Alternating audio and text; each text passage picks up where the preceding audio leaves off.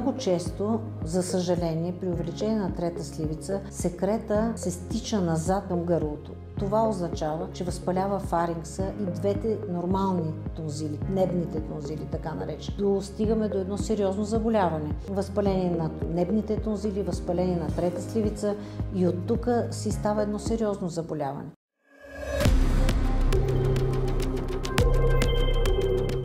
Ние не можем непрекъснато да изписваме антибиотици или антибиотични капки и да тровиме детето в един зимен сезон, примерно 3 или 4 пъти. Това е почти недопустимо. Затова в моменти, в които стичането и оттока на третата сливица довежда до оголемяване и възпаление на небните тонзили, т.е. на другите две сливици, винаги прибягваме до безопасно лечение. Безопасното лечение е винаги в комбинация, разбира се, тъй като един препарат никога не може да ни бъде достатъчен. Затова използваме цинапсин, тонзиутрен и може и инфоназал за промивка, защото не знаем в какво състояние е третата сливица и какво изтича от нея. Винаги секрета от третата сливица, за съжаление, много жилав, дори да не е бактериален, и това създава възможност за фарингити и тонзили. Затова тонзиутрен го даваме продължително време в комбинация с цинапсина до 3 месеца, докато не видим реално свиване на този така наречен аденоиден пръстен.